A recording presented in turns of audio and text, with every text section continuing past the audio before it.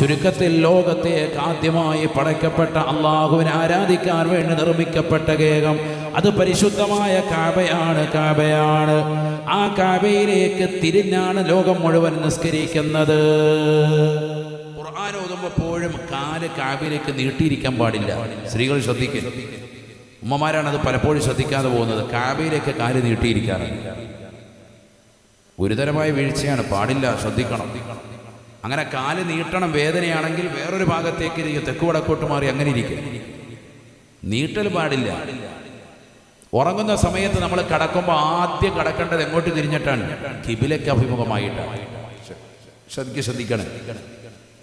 വടക്ക് തല വെച്ച് തെക്കോട്ട് കാല് വെച്ച് കിബിലയ്ക്ക് അഭിമുഖമായി വലത്തോട്ട്. ഇപ്പം അവിടെയാണ്, അതാണ് കിബിലയെങ്കിൽ അങ്ങോട്ടേക്ക് ചെരിഞ്ഞ് വലത് കൈയുടേതാകുന്ന ഉൾഭാഗം നമ്മളെ കവിളിലേക്ക് ചേർത്ത് ഇങ്ങനെയാണ് കിടക്കുന്നത്. നബി സല്ലല്ലാഹു അലൈഹി വസല്ലം തങ്ങൾ അങ്ങനെയാണ് കടന്നിരുന്നത്. ആദ്യം അങ്ങനെ കിടക്കണം. ചിലർക്കൊന്നും വലത്തെ കൈ ഇങ്ങനെ കവിളിലോട്ട് വെച്ച് കിടക്കാൻ പറ്റൂല. കാരണം കൊളസ്ട്രോൾ തടി കൂടിയായിട്ട് കൈ ഇങ്ങനെ വരുന്നുള്ളൂ. കടന്നു നോക്ക് വൈകിട്ട് പോയിട്ട്, അപ്പോൾ അറിയാം അവസ്ഥ. ഞാൻ അങ്ങനെ പറ്റിയില്ലെങ്കിലും വലതുവശം ചെരിഞ്ഞ് തലവേണ വെച്ചിട്ട് അങ്ങനെ അങ്ങോട്ട് കിടക്കും. അങ്ങനെ കടന്നതിന് ശേഷമാണ് പിന്നെ നേരെ മലർന്ന് കിടക്കേണ്ടത്. കമിഴ്ന്ന് കിടക്കാനേ പാടില്ല. അതൊക്കെ പഠിക്കണം.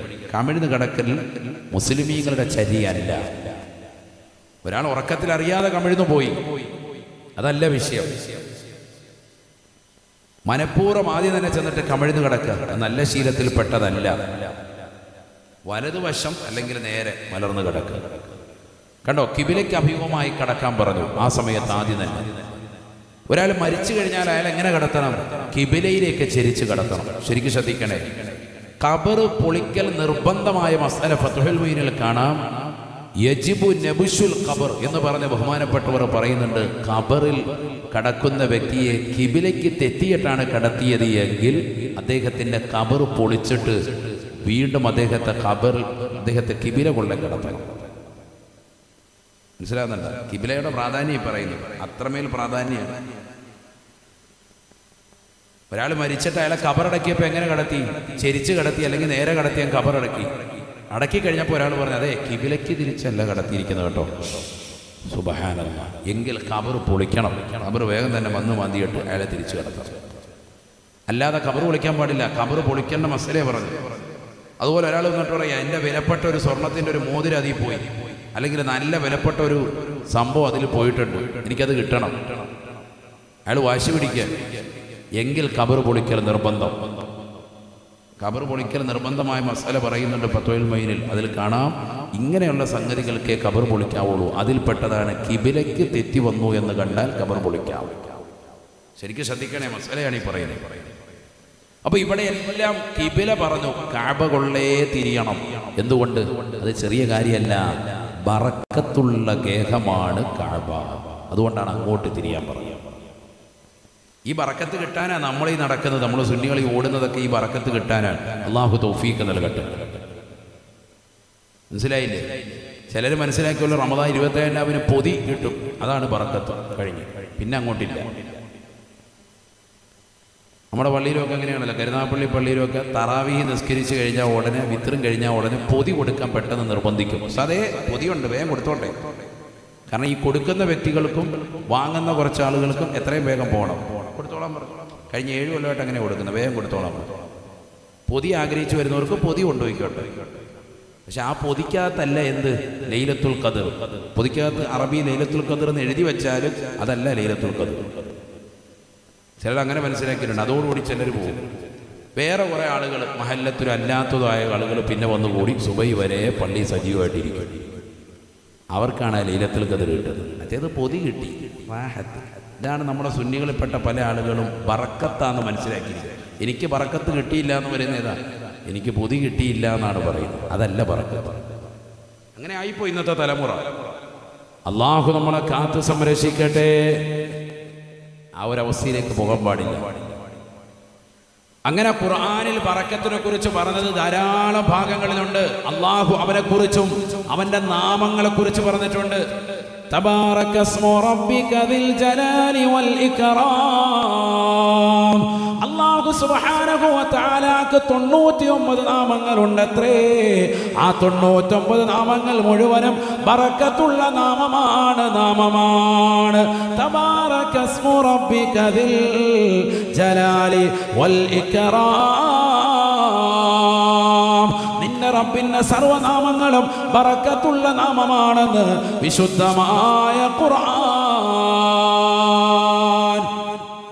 അല്ലാഹു ബറക്കത്തുടയവനാണ്. അവന്റെ നാമങ്ങൾ ബറക്കത്തുള്ള നാമങ്ങളാണ്. പരിശുദ്ധമാക്കപ്പെട്ടതായ കഅബാലയം അത് ബറക്കത്തുള്ളതായ കേകമാണ്. അല്ലാഹു സുബ്ഹാനഹു വ തആല ഈ ലോകത്തേക്ക് നിയോഗിച്ചിട്ടുള്ളതായ സർവ അംബിയാക്കളും ബറക്കത്താണ്. ഖാല ഇന്നി അബ്ദുല്ലാഹ് ആതാനിയൽ കിതാബ വജഅലനി നബിയാ വജഅലനി മുബാറകാ ഐനമാ കുന്തു. ബഹുമാനപ്പെട്ടതാകുന്ന ഈസാ നബി അലൈഹിസ്സലാം പോലും പറഞ്ഞില്ലയോ, ഞാൻ ബറക്കത്തുള്ള വ്യക്തിയാണ്. വജഅലനി മുബാറകാ ഐനമാ കുന്തു.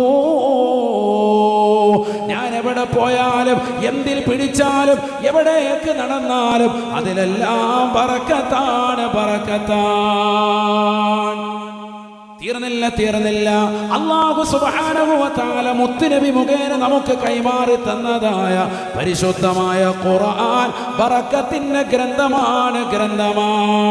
വഹാദാ കിതാബുൻ അൻസൽനാഹു മുബാറകുൻ ഫത്തബിഊ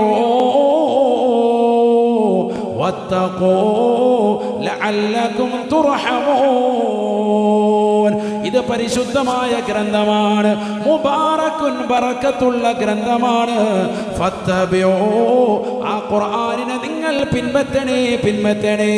ഖുർആനനുസരിച്ചുള്ള ജീവിതം ഇന്നത്തെ തലമുറ കൈക്കൊള്ളുന്നില്ല. മോശപ്പെട്ട സിനിമകൾ കണ്ടുകൊണ്ട് നടക്കുകയാണ്. ഇന്നതാ 40-50 വയസ്സുള്ളതാകുന്ന ഉമ്മമാര് പണ്ട് കോളേജിൽ പഠിച്ചതാകുന്ന കൂട്ടുകാരികളുമായി റീയൂണിയൻ നടത്തുന്നതായ കാലയളവല്ലയോ. പഴയ ക്ലാസ്മേറ്റുകളെ ഒരുമിച്ച് കൂട്ടിക്കൊണ്ട് ഒരു പരിപാടി സംഘടിപ്പിക്കുന്ന തിരക്കിലല്ലയോ ഇന്ന് നടക്കുന്ന ഏറ്റവും വലിയ അശ്ലീലതയാണ്. ഞാൻ അങ്ങനെ തന്നെ തീർത്തു പറയുകയാണ്. എന്താ കാരണം? 40 വയസ്സുള്ള ഉമ്മ നല്ല ജീവിതം നയിച്ചു പോവാണ്. ഒരു കുഴപ്പമില്ല. കുടുംബത്തിൽ വളരെ റാഹത്തായ ജീവിതം നയിച്ചു പോകുന്നു. ഭർത്താവുണ്ട്, മക്കളും ഒന്നിച്ചുള്ള ജീവിതം, വളരെ സന്തോഷകരമാകുന്ന ചെറിയ കുടുംബ ജീവിതം, സന്തുഷ്ട ജീവിതം. അത് നയിച്ചുകൊണ്ട് മുന്നോട്ട് പോകുമ്പോൾ ഒരു മിസ് കോൾ വന്ന് വീഴുകയാണ്. ആ മിസ് കോൾ നോക്കി പരിശോധിച്ച് നോക്കിയപ്പോൾ മറ്റാരുമല്ല, പണ്ട് കോളേജിൽ പഠിച്ച കൂട്ടുകാരനാണ്, BA കൂടെ പഠിച്ചവരാണ്. അവനുമായിട്ട് പിന്നെ സനൽകുമാറുമായിട്ട് ബന്ധമായി, അവനുമായിട്ട് കണക്ഷനായി. അവൻ പറയും നമുക്കൊരു കൂട്ടായ്മ കൂട്ടണ്ടേ. അങ്ങനെ കൂട്ടുകണ്ട് റീയൂണിയൻ. പണ്ട് പഠിച്ച കോളേജിൽ പഠിച്ചതാകുന്ന കുട്ടികളെല്ലാം കൂടി 10ാം ക്ലാസ്സിലും +1-നും +2-നും BA-ക്കും MCOM-നും ഒക്കെ പഠിച്ച മക്കളെയൊക്കെ കൂട്ടിയിട്ട് ഒരു ഗ്യാങ് കൊണ്ടുവരികയാണ്. ഒരു ക്ലാസ്മേറ്റിൻ്റെ കൂട്ടായ്മ. അതിലൂടെ ഉണ്ടാകുന്ന നാശം എന്താ? അതിനകത്ത് പലരും വിവാഹം കഴിക്കാത്തവരുണ്ടാകും, വിവാഹം കഴിഞ്ഞതാകുന്ന തള്ളമാരുണ്ടാകും. 40 വയസ്സുള്ള ഉമ്മമാർ, 4-5 പ്രസവിച്ച പെണ്ണ്, ഭർത്താവ് ഗൾഫിലാണ്, വലിയ സംസാരമൊന്നുമില്ല, ഇടയ്ക്കിടയ്ക്ക് ഫോൺ വിളിക്കുന്നുള്ളൂ. അതിന് പകരം ഫോൺ വിളിക്കാൻ അവിടെ കൂട്ടുകാരനെ കിട്ടാൻ അവൻ ശരിക്കും മുതലാക്കുകയാണ് ഈ പെണ്ണിനെ. പിന്നെ അവരുമായിട്ട് കണക്ഷനായി. ഇന്ന് സമൂഹത്തിൽ നടക്കുന്ന ഏറ്റവും വലിയ പാതകം, ഏറ്റവും വലിയ തെറ്റാണ്. ഇത് പറയാതിരിക്കുന്നത് എങ്ങനെയാ? പെണ്ണുങ്ങൾക്ക് പിന്നെ നല്ല റാഹത്ത്, കലപില നല്ല വർത്താനം പറയാൻ ആളെ കിട്ടി, സുഖം പരിപാടി. അല്ലാഹുവേ ഞങ്ങളെ നീ കാക്കണേ അല്ലാ. ഈ രീതിയിൽ സ്വന്തം ഭർത്താവിനെ പോലും പറ്റിക്കുന്നതായ സഹോദരിമാർ ഇന്ന് ഈ സമൂഹത്തിൽ കൂടി വരികയല്ലയോ. ഭാര്യയുടെ സൗന്ദര്യം ചുക്കിച്ചുളഞ്ഞ് നിലകൊള്ളുമ്പോ 4-5 പ്രസവിച്ചതാകുന്ന പ്രിയപ്പെട്ടതാകുന്ന സ്വന്തം ഭാര്യയെ അകറ്റിക്കൊണ്ട് മറ്റുള്ളതാകുന്ന പരസ്ത്രീകളുമായി ബന്ധം പുലർത്താൻ ഇത്തരത്തിലുള്ളതാകുന്ന യോഗങ്ങൾ കൂടി വരികയല്ലയോ? അതെല്ലാം ആ രീതിയിലേക്ക് മാറ്റപ്പെട്ടു പോയില്ലയോ? ആദരവായ റസൂലുള്ളാഹി സ്വല്ലല്ലാഹു അലൈഹി വസല്ലമ തങ്ങൾ പറയുകയാണ്, ഇന്നൽ അബ്ദ ലയുഹരിമു റിസ്ഖ ബിദംബില്ലദീ യുസീബുഹു. ഒരു അടിമയ്ക്ക് അല്ലാഹു സുബ്ഹാനഹു വ തആല അവന്റെ ബറക്കത്ത് തടയപ്പെടുന്നത്, അവന്റെ വിഭവങ്ങൾ ഇല്ലാതാക്കപ്പെടുന്നത്, അവന്റെ സമ്പത്ത് കുറവ് വരുത്തുന്നത്, അവനുള്ള സന്താനങ്ങളിൽ കുറവ് വരുന്നത്, അവനുള്ളാകുന്ന ഭാര്യയുടെ ഭർത്താവ് മൊത്തമുള്ള ജീവിതത്തിൽ സന്തോഷം കിട്ടാതായി പോകുന്നത് ബിദംബില്ലദീ യുസീബുഹു. നിന്റെ ജീവിതത്തിലുള്ള ഇത്തരത്തിലുള്ള തെറ്റുകളാണെന്ന് നബിയുനാ റസൂലുള്ളാഹി. നീ ചെറുതായിട്ടായിരിക്കും കാണുന്നത്, പക്ഷേ ഒരു പെണ്ണ് നിൽക്കേണ്ടിടത്ത് നിൽക്കണേ, ഒരു പുരുഷൻ നിൽക്കേണ്ടിടത്ത് നിൽക്കണേ. അന്യരാകുന്ന സ്ത്രീ പുരുഷന്മാർ തമ്മിലുള്ള ഇത്തരത്തിലുള്ള സങ്കലനങ്ങൾ വിശുദ്ധമായ ഇസ്ലാം എതിർക്കുകയാണ്. ആര് എന്ത് പറഞ്ഞാലും വിശുദ്ധ ഇസ്ലാമിന്റെ കാഴ്ചപ്പാടാണ്. ഏത് കോലത്തിലേക്ക് ഏത് കാലഘട്ടത്തിലേക്ക് പോയെന്ന് പറഞ്ഞാലും 1400 വർഷം മുമ്പ് അല്ലാഹുവിന്റെ റസൂൽ കൊണ്ടുവന്നതായ ആ ഖുർആനിനോ ആ പ്രവാചകന്റെ തിരുവചനങ്ങൾക്കോ ഒരു മാറ്റത്തിരുത്തലുകളും ഇല്ല. അന്ന് പറഞ്ഞതും ഇന്ന് പറഞ്ഞതും ആശയമാണ്, ആദർശമാണ്. അത് സമൂഹത്തിന്റെ സമുദ്ധാരണത്തിന് വേണ്ടിയിട്ടുള്ളതാണ്, ജനങ്ങളുടെ നന്മയ്ക്ക് വേണ്ടിയിട്ടുള്ളതാണ്. അല്ലാഹുവിന്റെ റസൂലിന്റെ വാക്യമാണ്. ഒരടിമയ്ക്ക് ആഹാരം കുറവ് വരാൻ, സമ്പത്ത് കുറവ് വരാനുള്ള കാരണം അവൻ ചെയ്യുന്ന തെറ്റാണ് അതിന് ഇതിവൃത്തമെന്ന് നബിയുനാ റസൂലുള്ളാഹി. ഇതൊരു വ്യഭിചാരമല്ലേ? അന്യപുരുഷനുമായിട്ടുള്ളതാകുന്ന സങ്കലനം. ഭർത്താവ് ഒന്നിച്ച് മനോഹരമായ ജീവിതം നയിച്ചു, വീണ്ടും പഴയ കോലത്തിലേക്ക് റീയൂണിയൻ നടത്തിയിട്ട് പോകുന്നത് ഒരു മുസ്ലിമിനെ സംബന്ധിച്ചിടത്തോളം, ഒരു മുസ്ലിമത്തിനെ സംബന്ധിച്ചിടത്തോളം അത് മോശമാണ്. മുസ്ലിമിന്റെ കാര്യം ഇവിടെ ചർച്ച കേട്ടോ, അല്ലാത്തൊരു ചർച്ചയില്ല. അത് തെറ്റാണ്, പാതകമാണ്. ആ ഒരൊറ്റ തെറ്റിലൂടെ അല്ലാഹു സുബ്ഹാനഹു വ തആല നിനക്ക് റിസ്ക് തടയപ്പെടും. ചില ആളുകൾ നല്ല സമ്പന്നതയിലാണ്, പക്ഷെ പെട്ടെന്ന് തന്നെ അവരുടെ സമ്പത്ത് മുഴുവൻ ചോർന്നു പോകാറുണ്ട്. എന്താ കാരണം എന്നറിയാം? വ്യഭിചാരം. അല്ലാഹു നമ്മളെ കാക്കട്ടെ. വളരെ വലിയ വിഷയമാണ് വ്യഭിചാരം എന്ന് പറഞ്ഞാൽ. ഭർത്താവ് ഗൾഫിൽ അല്ലെങ്കിൽ ഭർത്താവ് നാട്ടിൽ തന്നെയുണ്ട്, ഭാര്യ ഭർത്താവ് അറിയാതെ മറ്റുള്ളവരെ വീട്ടിനുള്ളിൽ വിളിച്ച് കയറ്റുന്നു. ചിലപ്പോൾ കണ്ടിട്ടില്ല, ചില ടൗണിലൊക്കെ അങ്ങാടിയിലൊക്കെ ചില ബൈക്ക് ഒറ്റപ്പെട്ടിരിപ്പുണ്ട്. കാരണം എന്താ? മതിൽ ചാടി പോയേക്കും അതിൻ്റെ ഉടമസ്ഥൻ. രാത്രി 2 മണിക്ക് കൊണ്ട് വെക്കും, സുബൈക്ക് മുമ്പ് ബൈക്ക് ഒന്ന് തിരിച്ചെടുക്കും. അങ്ങനെയുണ്ട്, ദിക്റെല്ലാം പോയി. അല്ലാഹു നമ്മളെ കാക്കട്ടെ.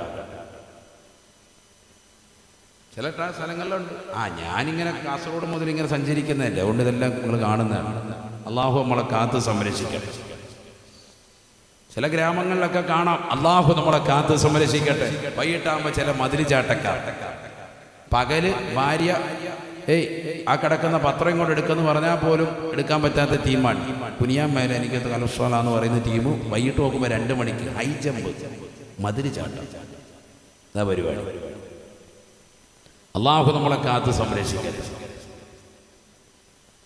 ഇങ്ങനെയുള്ള ആളുകളുണ്ട്, ഇഷ്ടം പോലെയുണ്ട് സമൂഹത്തിൽ.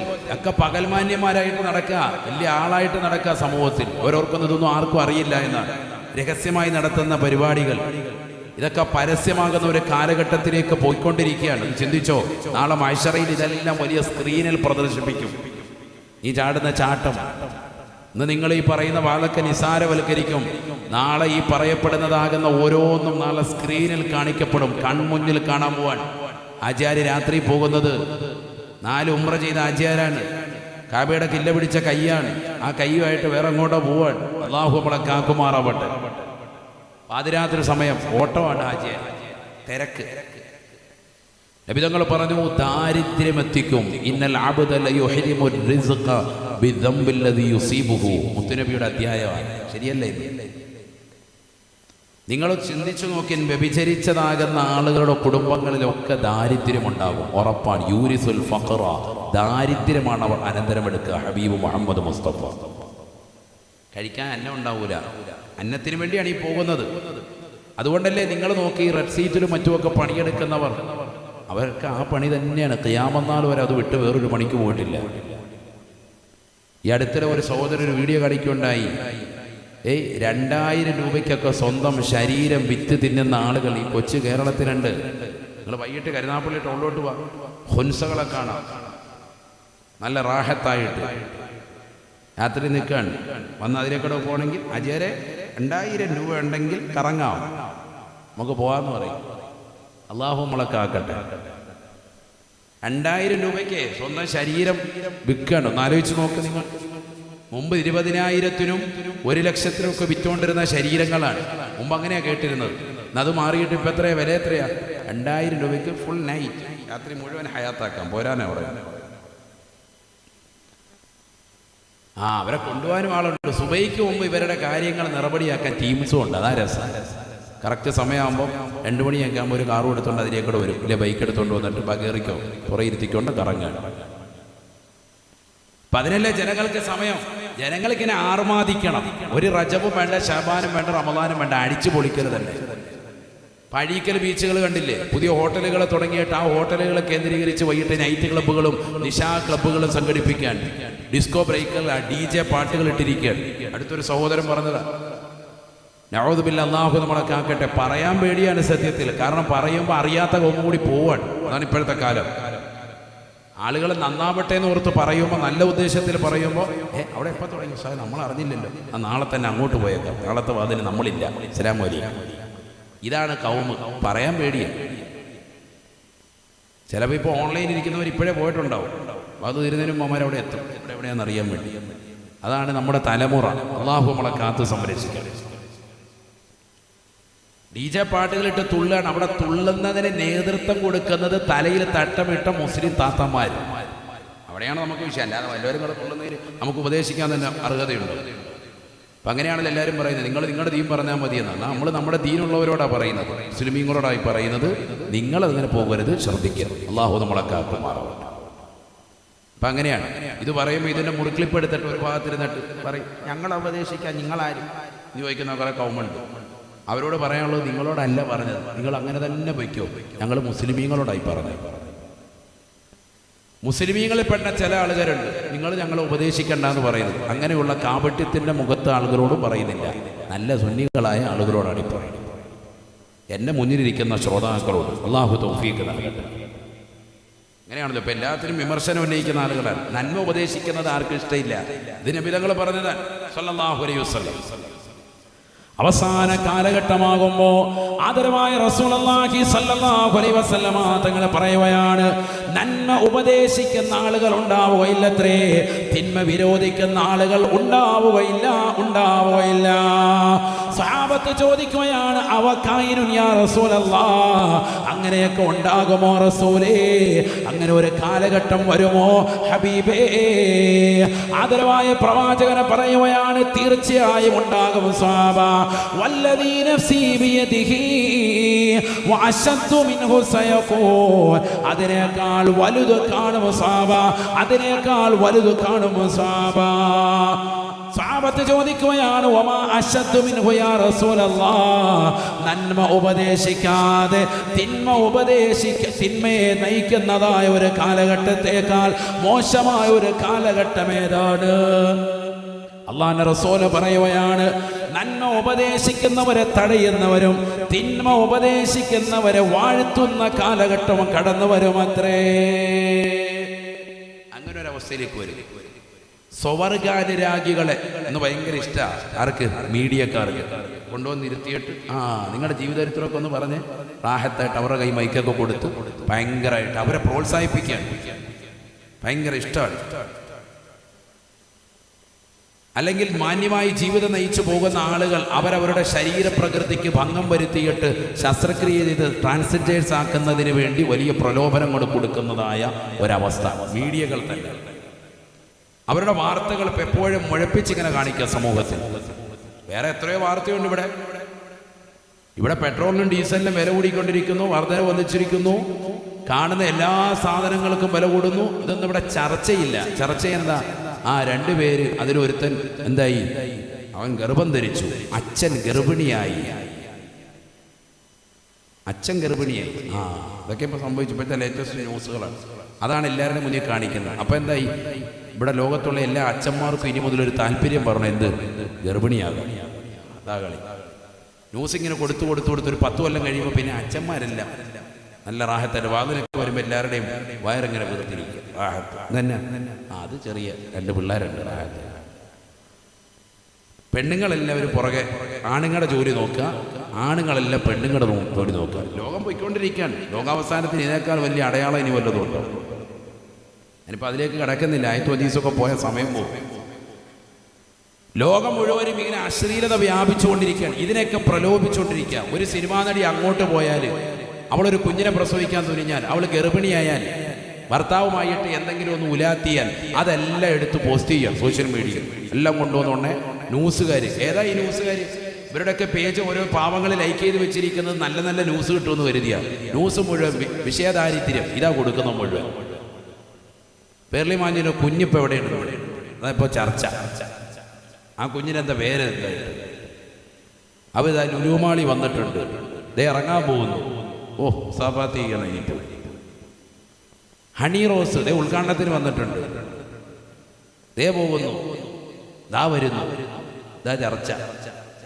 ചാനലുകളിൽ കൊടുക്കുന്ന ചർച്ചകളാണ് വിഷയദാരിദ്ര്യം. ഇതെല്ലാം സമൂഹം ഇങ്ങനെ ഡെയിലി കണ്ടുകൊണ്ടേയിരിക്കുക. ഇത് കാണുന്നവൻ്റെ മനസ്സിൻ്റെ അകത്തളത്തിലേക്ക് ചിന്ത വേറെ ഇട്ട് കൊടുത്തുകൊണ്ടേയിരിക്കുക. ഈ ചിത്രങ്ങളും ഈ സംഭവങ്ങളും കൂടുതലായി ദർശിക്കുമ്പോഴാണല്ലോ അതിലേക്ക് ആകർഷണത്വം ഉണ്ടാവുക.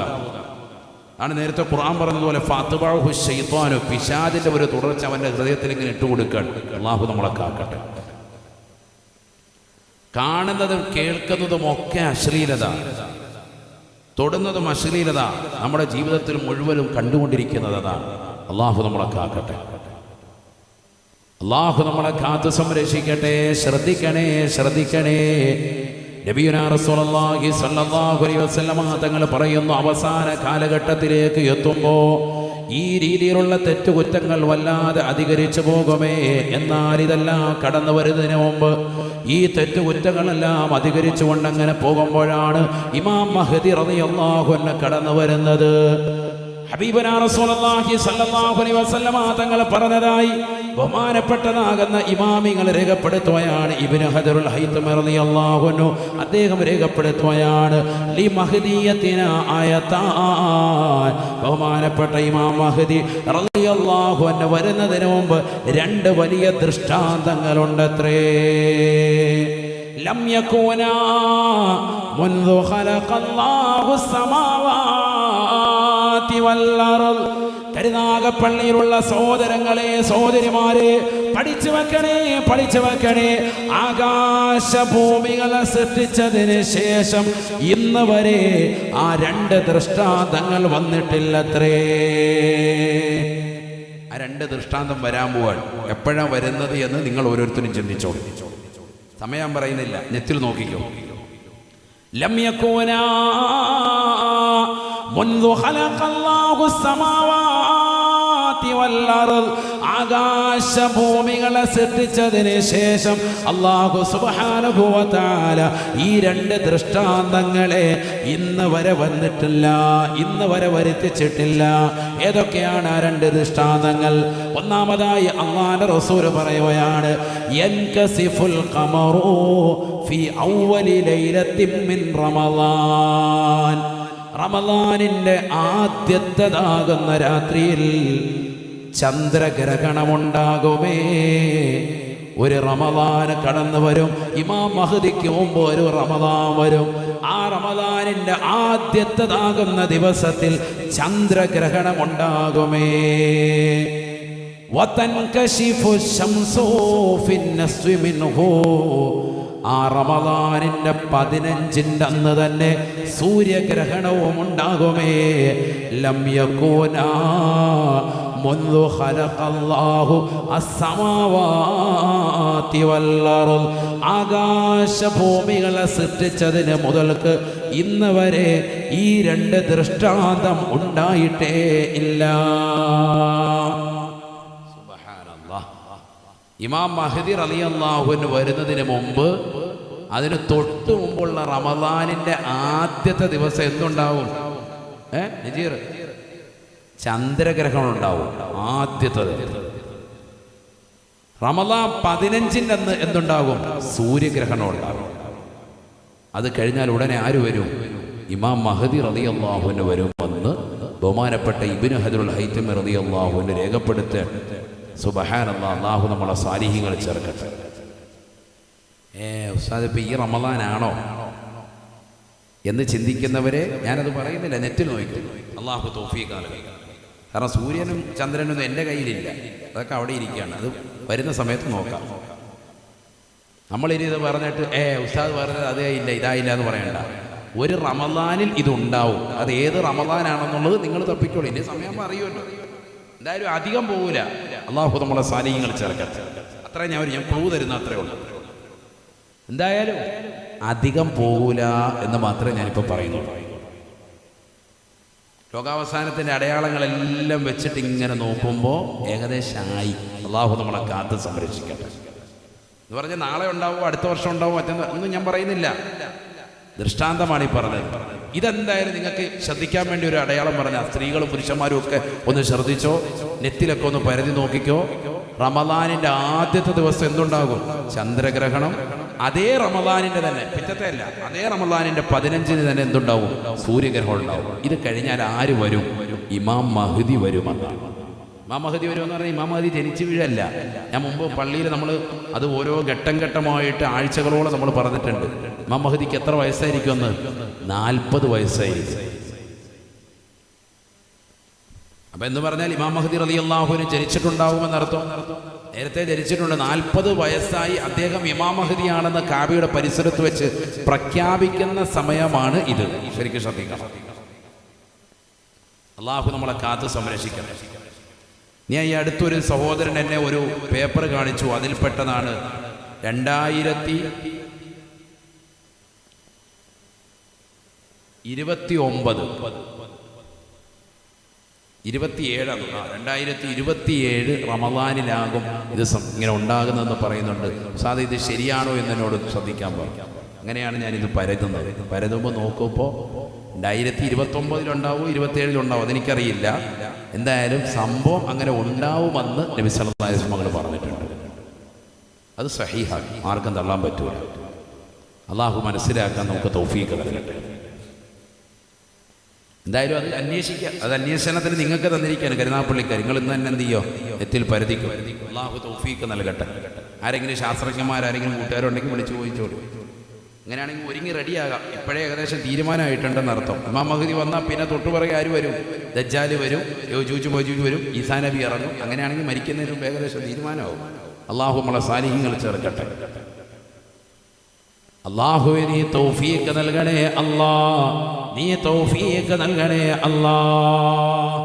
ഞാൻ സമയമൊന്നും പറയുന്നില്ല കേട്ടാ. അടുത്ത കൊല്ലമൊന്നും പിന്നത്തെ കൊല്ലമൊന്നും പറഞ്ഞിട്ടില്ല.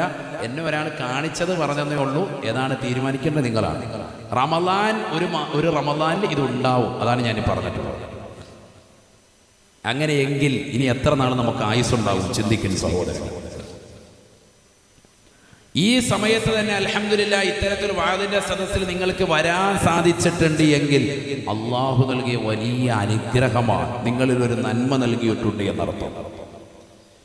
ലോകം മുഴുവനും തിന്മ പ്രചരിപ്പിക്കുന്ന ഈ കാലയളവിൽ അൽ ഫലാഹിന്റെ യുവജന ഫെഡറേഷന്റെ പ്രവർത്തകർ ഇത്തരത്തിലുള്ള ഒരു മഹനീയമായ പരിപാടിക്ക് ഇറങ്ങിത്തിരിച്ചിട്ടുണ്ടെങ്കിൽ അള്ളാഹു ആ കുട്ടികളിൽ നന്മ നിറഞ്ഞതാകുന്ന വ്യക്തികളായി മാറ്റിയിട്ടുണ്ട് എന്നാണ് അർത്ഥം. കാരണം ഗാനമേള അവർക്ക് വെക്കാം, ഒരു തടസ്സവും ഇല്ല. ചിലപ്പോൾ വീട്ടുകാരെതിർക്കും. 10 പ്രാവശ്യം അവരോട് സമ്മർദ്ദം ചെലുത്തി വേണേ വരുന്ന ഇന്ന നടിയെ കൊണ്ട് ഉമ്മായി മുസാഫത്ത് ഇരിക്കാന്ന് പറഞ്ഞാൽ ഉമ്മാക്ക് സന്തോഷമുള്ളൂ. അൽഹംദുലില്ലാ മോനെ എന്നാൽ കൊണ്ടുപോകാം മോനെ, എൻ്റെ റാഹത്ത്. നമ്മൾ കുടുംബങ്ങളൊക്കെ കണ്ടുകൊണ്ടിരിക്കുന്ന താരങ്ങളെയൊക്കെ നേരിട്ട് കാണാൻ പറ്റുമെങ്കിൽ വളരെ റാഹത്താണ്. മകനോ മുസാഫത്ത് ചെയ്ത് ഉമ്മ സമ്മതിക്കൂലേ? സമ്മതിക്കും, ഉറപ്പാണ്. പക്ഷെ അതിനൊന്നും മുതിരാതെ അവർ അൽഹംദുലില്ലാ ഇത്തരത്തിലുള്ള ദീനിയായ വാദിന്റെ മജ്‌ലിസ് അവർ വെക്കുകയും നാട്ടിലുള്ള പാവപ്പെട്ടതാകുന്ന പെൺകുട്ടികളുടെ വിവാഹത്തിന് വേണ്ടിയുള്ള ധനസമാഹരണത്വം ഈ സദസ്സ് സംഘടിപ്പിക്കുകയും ചെയ്തത് അവരുടെ മനസ്സിൽ ആത്മീയതയുള്ളത് കൊണ്ടാണ്. കാരണം എന്താ? എല്ലാ തിന്മകളുടെയും വേരുറച്ചു പോയി സഹോദരങ്ങൾ. എല്ലാ തിന്മകളുടെ വേരുറച്ചു. ഞാനതാ പറഞ്ഞത്, നോക്കുന്നതും കാണുന്നതും ഒക്കെ അശ്ലീലതയാണ്. ഒട്ടും നമ്മൾ നോക്കാൻ കൊടുക്കാത്ത വിഭാഗമായിരുന്നു മൊബൈൽ. ആർക്ക്? പെൺകുട്ടികൾക്ക്, അല്ലെങ്കിൽ അത്തരത്തിലുള്ള പ്രായത്തിലുള്ളവർക്ക്. അവർക്ക് കൊടുക്കാനുള്ള ഒരു സാഹചര്യം അള്ളാഹു സൃഷ്ടിച്ചതാണ് കോവിഡ്. ആ കുട്ടികളെ കൂടി വഴിവെടുപ്പിക്കാൻ വേണ്ടി പടച്ചിറപ്പ് കൊടുത്ത ഒരു സാഹചര്യം ഏത്? കോവിഡ്. അതില്ലായിരുന്നെങ്കിൽ നമ്മൾ കുട്ടികളെ കൊണ്ട് മൊബൈൽ തൊടിക്കുമോ? +2 പഠിക്കുന്ന കുട്ടിയുടെ മൊബൈൽ കണ്ട ഉമ്മ എന്താ പറയുക എന്ന് വെച്ച് പിടിച്ചു വാങ്ങിയിരുന്നു. ഇപ്പം 5ാം ക്ലാസ്സിൽ പഠിക്കുന്ന കുഞ്ഞിൻ്റെ പോലും മൊബൈലുണ്ട്, എപ്പോഴും കയ്യിൽ സ്റ്റോക്കാണ്, പോക്കറ്റിട്ടുണ്ട്, അവനിപ്പോൾ അതിന് വന്നിരിക്കുന്നു. ഉമ്മ വാങ്ങുന്നില്ല. എന്താ കാരണം? ക്ലാസ് ഉണ്ട്, ഓൺലൈൻ ക്ലാസ് ഇപ്പോൾ രാത്രി 10:30 ഉണ്ടെന്ന് പറയും ഉമ്മ.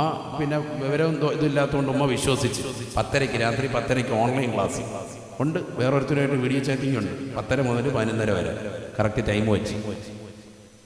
ആരെങ്കിലും മൊബൈൽ വാങ്ങി വെക്കുന്നുണ്ടോ? നമ്മൾ ചിന്തിക്കണം, ഓരോ കാലഘട്ടത്തിലേക്ക് അള്ളാഹു കൊണ്ടുപോയത്. നമ്മൾ ഓർക്കും ഈ പള്ളികളൊക്കെ ഇനി ആരടയ്ക്കുക, പള്ളികളൊക്കെ അടയ്ക്കപ്പെടുന്ന ഒരു അവസ്ഥ വരുമെന്ന് പറയുമ്പോൾ, ഹദീസുകളുണ്ടെന്ന് പറയുമ്പോൾ ഇനി അങ്ങനെ കൊണ്ടാവും ഒക്കെ വെറുതെ. കാരണം എല്ലാവരും പള്ളിയിൽ കയറുന്നില്ല. കോവിഡ് വന്നപ്പോൾ എത്ര എണ്ണം ഇപ്പോൾ പള്ളിയിൽ കയറാത്തത്? ജുമായ്ക്ക് വന്നുകൊണ്ടിരുന്ന എത്ര പേരാണ് ജുമായ്ക്ക് വരാത്തത്? നിസ്കാരം ഒരു 10 മിനിറ്റ് കൂടിയാൽ അതിനെതിരെ ഫിത്ന പറയുന്ന എത്ര പേരാണ്? എന്നാ ഗാനമേളയുടെ പാട്ട് കൂടി, അല്ലെങ്കിൽ സിനിമ കുറഞ്ഞു പോയി, പരാതിയാണ് അവർ. 2 മണിക്കൂറുള്ള സിനിമ അത് ഇപ്രാവശ്യം 1.5 മണിക്കൂറോ ഉണ്ടായിരുന്നുള്ളൂ. പ്രദർശനം കുറേ ഭാഗം കട്ട് ചെയ്തു. പരാതി പറയുക, കമൻ്റ് ഇടുക. 2.5 മണിക്കൂർ സിനിമ ആകാൻ വേണ്ടി കൊതിക്കുന്നവൻ 2 മണിക്കൂർ വാത് കേൾക്കാൻ താല്പര്യമില്ല, 1 മണിക്കൂർ ജുമായ്ക്ക് വരാൻ താല്പര്യമില്ല. ഈ ഒരു അവസ്ഥയിലേക്ക് നമ്മൾ പോയില്ലേ? നമ്മുടെ ആത്മീയത നഷ്ടപ്പെട്ടു പോയി. നഊദു ബില്ലാഹ്. അല്ലാഹുവേ, ഞങ്ങളെ നീ കാക്കണേ അല്ലാ, പരിപൂർണമായ കാവൽ നൽകണേ അല്ലാ. നബിയുനാ റസൂലുള്ളാഹി സ്വല്ലല്ലാഹു അലൈഹി വസല്ലമ തങ്ങൾ പഠിപ്പിച്ചതാണ്, അവസാന കാലഘട്ടത്തിലേക്ക് എത്തുമ്പോൾ എല്ലാ തിന്മകളും ജനങ്ങൾ കടന്നു വരും. ആ തിന്മകൾ മുഴുവനും അടിയുറച്ചതാകുന്ന ജീവിതം നയിക്കും. ആ സമയത്ത് നമുക്ക് വേണ്ടത് തഖ്വയാണ്. അല്ലാഹുവിൽ പരിപൂർണമായി പരമേൽപ്പിച്ചുകൊണ്ടുള്ള ജീവിതമാണ്. ഹൃദയത്തെ സംശുദ്ധി വരുത്തണം. ഒരാളോട് പോലും മോശമാകുന്ന ചിന്തയില്ല, ഒരാളോടും വെറുപ്പില്ല, വിദ്വേഷമില്ല, വൈര്യമില്ല. സ്വന്തം മക്കളോടില്ല, സമൂഹത്തോടില്ല, സമുദായത്തോടില്ല, ഇതര സമുദായത്തോടില്ല, ഒരാൾ പോലോടും വെറുപ്പില്ലാത്ത നല്ല ജീവിതം നമുക്ക് കാഴ്ചവെക്കണം. അതിലെല്ലാം ഉപരി 5 വഖ്ത് നമസ്കാര ചിട്ട വെക്കണം. ഒരൊറ്റ ജമാഅത്ത് പോലും മുടക്കല്ല പുരുഷന്മാര്, ഒരൊറ്റ ജുമാ പോലും മുടക്കല്ലേ സഹോദരിമാരെ. ബാങ്ക് വിളിക്കുമ്പോൾ അവ്വല് വഖത്തിൽ തന്നെ നമസ്കരിക്കുന്ന ശീലമുണ്ടാവണേ, യാസീൻ ഓതുന്ന ശീലമുണ്ടാവണേ, സൂറത്തുൽ വാഖി ഓതുന്ന ശീലമുണ്ടാകണേ, സൂറത്തുൽ മുൽക്ക് പാരായണം ചെയ്യണേ, സൂറത്തു സജദ പാരായണം ചെയ്യണേ, ഖുർആൻ ഖത്മുകൾ തീർത്തു തുടങ്ങണേ. റമദാൻ വന്നിട്ട് ഓതാമെന്ന് പരിശ്രമിക്കല്ലേ. റമദാൻ വരുന്നതിന് മുമ്പ് അതിൻ്റെ വിളിയാളമോത്തുമായി കടന്നു വന്ന വിശുദ്ധമായ റജബിനെ സ്വാഗതം ചെയ്തുകൊണ്ട് ഖുർആൻ ഖത്മുകൾ തുടങ്ങി വെക്കണേ.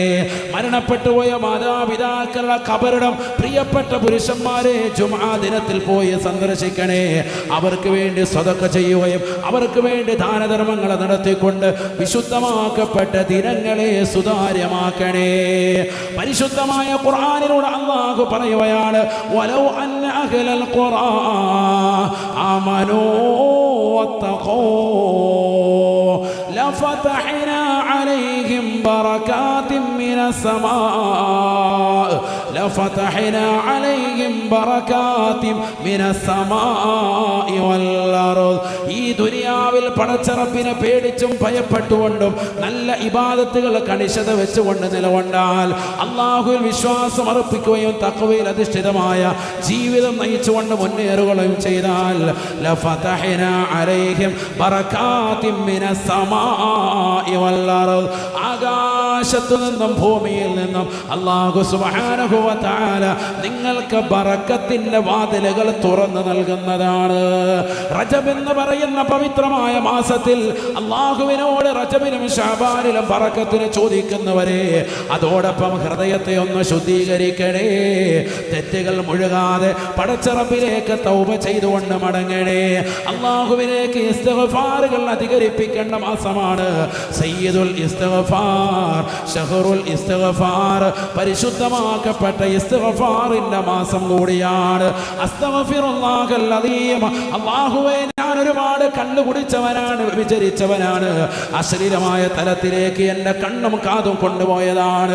എൻ്റെ കൈകൾ കൊണ്ട് ഒരുപാട് മോശമാകുന്ന പ്രവർത്തനങ്ങളിലേക്ക് കൊണ്ടുപോയിട്ടുണ്ട്. എൻ്റെ കാലുകൾ കൊണ്ട് സിനിമാ തിയേറ്ററിലേക്ക് ഞാൻ നടന്നുപോയവനാണ്. ഒരുപാട് കള്ള് ഷാപ്പുകളിലേക്ക് കയറി ചെന്നവനാ. മോശമാകുന്ന ചിന്തകൾ വെച്ച ഹൃദയമാണ്. അല്ലാ, എനിക്ക് പുറത്തു നൽകണേ നാഥ എന്ന് പറഞ്ഞുകൊണ്ട് പടച്ചറപ്പിലേക്ക് റജബിന്റെ മാസത്തിൽ തൗബ ചെയ്തുകൊണ്ടെന്ന് മടങ്ങിയാൽ ലഫതഹ്നാ അലൈഹിം ബറകാതിൻ മിനസ് സമാഇ വൽ അർദ്. ആകാശ ഭൂമികളിലുള്ള സർവ്വ ബറക്കത്തുകളും ഐശ്വര്യങ്ങളും നന്മകളും അല്ലാഹു നിനക്ക് നൽകുമേ. തീർന്നില്ല. ഖുർആൻ മറ്റൊരു സ്ഥലത്ത് സൂറത്തു തലാഖിലൂടെ അല്ലാഹു ഓർമ്മപ്പെടുത്തുകയാണ്. വമൻ യത്തഖില്ലാഹ യജ്അൽ ലഹു മഖറജാ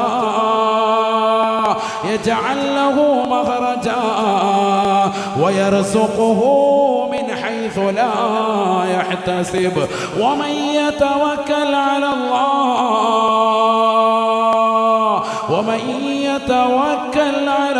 അലല്ലാഹി ഫഹുവ ഹസ്ബുഹു ഇന്നല്ലാഹ ബാലിഗു അംരിഹി ഖദ് ജഅലല്ലാഹു ലികുല്ലി ശൈഇൻ ഖദറാ. പരിശുദ്ധമായ ഖുർആൻ സൂറത്തു ത്വലാഖിലൂടെ അല്ലാഹു ഓർമ്മപ്പെടുത്തുകയാണ്. ഈ ലോകത്തിന്റെ തമ്പുരാനായ ജഗന്നിയന്താവായ പരിപാലകനാകുന്ന പടച്ചറബിനെ ആരൊരുവനെ ഭയപ്പെട്ടുവോ അവനെ ഭയത്തോടുകൂടി കാണുകയും അവന് വേണ്ടി തഖ്വയിൽ അധിഷ്ഠിതമായ ജീവിതം നയിച്ചാൽ മോശപ്പെട്ട സിനിമകൾ കാണാനുള്ള അവസരങ്ങൾ ഇഷ്ടം പോലെയുണ്ട്. മനോഹരമായ വീടുകൾ അല്ലാഹു നൽകിയിരിക്കുകയാണ്. എത്ര സമയം സിനിമ കണ്ടാലും ചോദിക്കാൻ ആരുമില്ലാത്ത കാലഘട്ടമാണ്. എത്ര സമയം സീരിയൽ ദർശിച്ചാലും ചോദിക്കാൻ ആരുമില്ല.